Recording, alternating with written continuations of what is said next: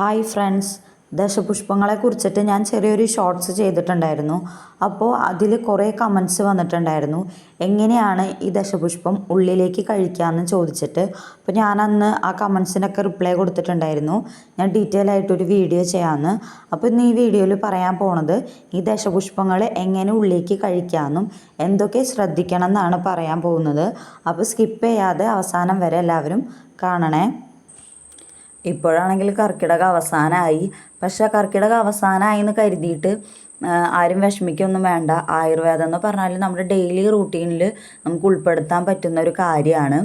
അപ്പോൾ നമുക്ക് എന്താണ് എങ്ങനെയാണ് കഴിക്കേണ്ടതെന്നൊക്കെ ഉള്ളതും ശ്രദ്ധിക്കേണ്ട കാര്യങ്ങൾ എന്തൊക്കെയാണെന്ന് നമുക്ക് നോക്കാം. ഈ 10 സസ്യങ്ങളുടെയും നീര് ഒരുമിച്ച് അകത്തേക്ക് കഴിക്കാൻ പറ്റുന്ന ഒരു മാർഗ്ഗമാണ് കർക്കിടകക്കഞ്ഞി. കർക്കിടകത്തിൽ മാത്രമല്ല, നമുക്ക് ഇടയ്ക്കൊക്കെ വെച്ച് കഴിക്കാൻ പറ്റുന്ന ഒരു കഞ്ഞിയാണത്. ഞവരരിയിലോ ഉണക്കലരിയിലോ എങ്ങനെയാണെങ്കിലും നമുക്ക് വെക്കാം. ഇത് ഇടയ്ക്കിടയ്ക്ക് വെച്ച് കഴിക്കുന്നത് വളരെ നല്ലതാണ് നമ്മുടെ ശരീരത്തിന്. കഞ്ഞിയിലേക്ക് എപ്പോഴാണ് ഈ സസ്യങ്ങളുടെ നീര് ചേർക്കേണ്ടത് എന്ന് വെച്ച് കഴിഞ്ഞാൽ, നന്നായി കഞ്ഞി തിളച്ച് വെന്ത് തേങ്ങാപ്പാൽ ഒഴിക്കുന്നതിന് മുൻപായിട്ടാണ് ഈ ഔഷധ സസ്യങ്ങളുടെ നീര് ചേർക്കേണ്ടത്. ഈ കഞ്ഞിയിലൂടെ കഴിക്കുന്നതാണ് ആദ്യത്തെ ഒരു രീതി. രണ്ടാമത്തേന്ന് പറഞ്ഞാൽ നമ്മുടെ ആയുർവേദ ഫാർമസികളിലൊക്കെ ഈ ദശപുഷ്പങ്ങൾ ചേർത്തിട്ടുള്ള കൃതം മേടിക്കാൻ വേണ്ടിയിട്ട് കിട്ടും. ഇതൊരു നെയ്യ് രൂപത്തിലാണ് ഉണ്ടാവുക. അപ്പോൾ നമുക്ക് ഡോക്ടറുടെ നിർദ്ദേശപ്രകാരം നമുക്ക് കഴിക്കാവുന്നതാണെങ്കിൽ കഴിക്കാം. പ്രത്യേകിച്ച് കുഴപ്പങ്ങളൊന്നും ഇല്ലാത്തവരാണെങ്കിൽ കഴിക്കുന്നതുകൊണ്ട് പ്രശ്നമൊന്നുമില്ല കേട്ടോ. എന്നാലും നമ്മുടെ ഒരു സമാധാനത്തിന് ഡോക്ടറിൻ്റെ നിർദ്ദേശപ്രകാരം കഴിക്കുന്നതാണ് കുറച്ചും കൂടി നല്ലത്. ചില അസുഖങ്ങൾക്ക് നമുക്ക് ഡയറക്റ്റായിട്ട് ഈ സസ്യങ്ങളിലെ നീര് കഴിക്കാവുന്നതാണ്. അതായത് പനി വരുമ്പോൾ പൂവാങ്കുരുന്നിലയുടെ നീര്, തൊണ്ടവേദനയ്ക്ക് മുയൽച്ചെവി നീര്, രക്തശുദ്ധീകരണത്തിന് കറുകനീരൊക്കെ നമുക്ക് കഴിക്കാവുന്നതാണ്. അപ്പോൾ ഇതൊരു 10 ml അത്രയൊക്കെയാണ് കഴിക്കാവുന്നത്. ഒരു സ്പൂൺ വരെയൊക്കെ നമുക്ക് കഴിക്കാം.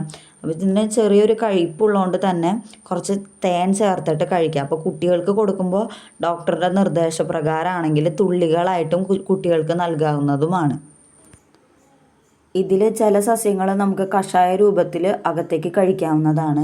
അതായത് ചെറുള, വിഷ്ണുക്രാന്തി പോലുള്ള ചെടികളൊക്കെ. ഇത് നമുക്ക് വേരോട് കൂടിയോ അല്ലാതെയോ നമുക്ക് ചതച്ചിട്ട് 4 ഗ്ലാസ് വെള്ളം ഒഴിച്ച് അതിൽ ഇട്ട് തിളപ്പിക്കണം. 4 ഗ്ലാസ് വെള്ളത്തിന് 1 ഗ്ലാസ്സാക്കി വറ്റിച്ചിട്ട് കഴിക്കുന്നത് നല്ലതാണ്. ചെറുളൊക്കെ മൂത്രസംബന്ധമായിട്ടുള്ള രോഗങ്ങൾക്ക് വളരെയധികം നല്ലതാണ്. വിഷ്ണുക്രാന്തി കുട്ടികൾക്കൊക്കെ ഓർമ്മശക്തിക്കും ബ്രെയിൻ ഹെൽത്തിനൊക്കെ ഒരുപാട് സഹായിക്കും. ഇതെങ്ങനെയാണ് കഴിക്കേണ്ടതെന്ന് വെച്ച് കഴിഞ്ഞാൽ, ഇത് ഉണക്കി പൊടിച്ചിട്ട് തേനിൽ ചേർത്തോ പാലിൽ ചേർത്തോ നമുക്ക് കഴിക്കാവുന്നതാണ്. ബ്രെയിൻ ഹെൽത്തിന് മാത്രമല്ല, വായ്പുണ്ണ്, അൾസർ പോലുള്ള അസുഖങ്ങൾക്കും ആയുർവേദത്തിൽ ഉപയോഗിച്ച് വരുന്നതാണ്. വിഷ്ണുക്രാന്തിയെന്നും കൃഷ്ണക്രാന്തിയെന്നൊക്കെ ചില സ്ഥലങ്ങളിൽ പറയും. ഉഴിഞ്ഞ വാദം കുറയ്ക്കാനും നീര് കുറയ്ക്കാനും സഹായിക്കും. ഉള്ളിലേക്ക് കഴിക്കുന്ന രീതി ജസ്റ്റ് വെള്ളത്തിൽ തിളപ്പിച്ച് കുടിക്കാവുന്നതാണ്.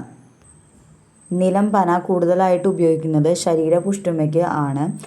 അതുപോലെ സ്ട്രോങ് ആവാൻ, ബോഡി ഹെൽത്തിനൊക്കെ നമ്മൾ യൂസ് ചെയ്യും. അതിന് പുറമേ തന്നെ മൂത്രസംബന്ധമായിട്ടുള്ള രോഗങ്ങൾ, അതുപോലെ യൂറിനറി ഇൻഫെക്ഷൻ, വെള്ളംപോക്ക്, അതുപോലെ മഞ്ഞപ്പിത്തം പോലുള്ള രോഗങ്ങൾക്കും ഉപയോഗിച്ച് വരുന്നതാണ്. ഈ നിലംപനയുടെ കിഴങ്ങാണ് നമ്മൾ മെഡിസിനായിട്ട് യൂസ് ചെയ്യുന്നത്. അതുപോലെ തന്നെ പീരീഡ്സ് ആകുമ്പോൾ ഓവറായിട്ടുള്ള ബ്ലീഡിങ്ങിനൊക്കെ ശമിപ്പിക്കാനും ആയുർവേദത്തിൽ ഉപയോഗിച്ച് വരുന്നതാണ് നിലംപന. കരളിലെ വിഷാംശം പുറന്തള്ളാനും ഹെൽപ്പ് ചെയ്യും. ഈ നിലംപന കഴിക്കുമ്പോൾ ശ്രദ്ധിക്കേണ്ട മറ്റൊരു കാര്യം, ഇത് കഴിക്കാൻ പാടില്ലാത്തവർ ആരൊക്കെയെന്ന് വെച്ചാൽ, ശരീരത്തിൽ പ്രകൃതിദത്തമായി തന്നെ പെട്ടെന്ന് ചൂട് കൂടുന്നവർ, അതുപോലെ തന്നെ ദഹനക്കുറവുള്ളവരൊക്കെ ഡോക്ടറുടെ നിർദ്ദേശപ്രകാരം മാത്രം കഴിക്കാൻ ശ്രദ്ധിക്കുക. ഈ നിലംപന എങ്ങനെയാണ് നമ്മൾ ഉള്ളിലേക്ക് കഴിക്കുന്നതെന്ന് വെച്ച് കഴിഞ്ഞാൽ, ഇതിൻ്റെ കിഴങ്ങാണ് നമ്മൾ ആയുർവേദത്തിലൊക്കെ യൂസ് ചെയ്യുന്നത്. അപ്പോൾ ഈ നിലംപനയുടെ കിഴങ്ങ് നന്നായിട്ട് കഴുകി വൃത്തിയാക്കി ഉണക്കി പൊടിച്ച് നല്ല ഫൈനായിട്ട് പൊടിച്ചെടുക്കണം, ഒരു ചൂർണം പോലെയൊക്കെ. എന്നിട്ട് ഒരു 1/2 ടീസ്പൂണൊക്കെ രാത്രി ഭക്ഷണം കഴിഞ്ഞ് കിടക്കുന്നതിന് മുൻപായിട്ട് ചെറു ചൂടുള്ള വെള്ളത്തിലോ അല്ലെങ്കിൽ പാലിലോ ചേർത്ത് നന്നായി മിക്സ് ചെയ്ത് കുടിക്കാവുന്നതാണ്. കഞ്ഞുണ്ണി എല്ലാവർക്കും അറിയുന്നത് പോലെ കേശവർദ്ധിനിയാണ്. അതുപോലെ കരൾ സംബന്ധമായ രോഗങ്ങൾക്കും കഞ്ഞുണ്ണി ഉപയോഗിക്കാറുണ്ട്. അതുപോലെ തന്നെയാണ് മുക്കുറ്റിയും. ഉദരസംബന്ധമായ രോഗങ്ങൾക്ക് ഒരുപാട് ഉപയോഗിക്കുന്ന സാധനമാണ്.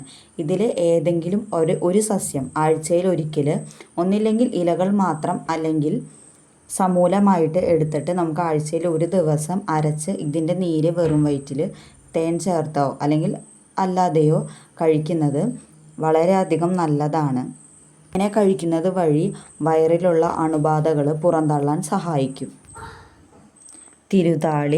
തിരുതാളി നമുക്ക് ഒരുപാട് കാര്യങ്ങൾ സഹായിക്കും. പ്രത്യേകിച്ച് സ്ത്രീകൾക്കാണ് കൂടുതലായിട്ട്, അതായത് പറഞ്ഞാൽ വന്ധ്യത, യൂട്രസ് സംബന്ധമായിട്ടുള്ള രോഗങ്ങൾക്ക്, വെള്ളം പോക്ക് കാര്യങ്ങൾക്കൊക്കെ നമ്മൾ ഉപയോഗിക്കുന്ന ഒരു ആയുർവേദത്തിൽ ഉപയോഗിച്ച് വരുന്ന ഒരു സസ്യമാണ് തിരുതാളി. ഇതൊന്നില്ലെങ്കിൽ പാലിൽ തിളപ്പിച്ചിട്ടോ അല്ലെങ്കിൽ അരച്ച് അതിൻ്റെ നീര് കൽക്കണ്ടം ചേർത്തോ കഴിക്കാവുന്നതാണ്. ഓരോരുത്തരുടെ രോഗാവസ്ഥയ്ക്കനുസരിച്ചും ശരീരപ്രകൃതിക്കനുസരിച്ചും മാറ്റം വരുന്നതുമാണ്. അപ്പോൾ ഒരു ഡോക്ടറുടെ നിർദ്ദേശപ്രകാരം കഴിക്കുന്നതാണ് കുറച്ചും കൂടി നല്ലത്.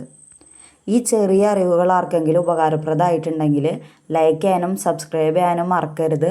അപ്പോൾ നിങ്ങളുടെ എല്ലാവരുടെയും സപ്പോർട്ടാണ് എനിക്ക് ഇനി മുന്നോട്ടേക്ക് വീഡിയോസൊക്കെ ചെയ്യാൻ പ്രചോദനമാവുന്നത്. അപ്പോൾ ഇതുപോലുള്ള ചെറിയ അറിവുകളും വിശേഷങ്ങളായിട്ട് ഞാൻ ഇനിയും വരുന്നതാണ്.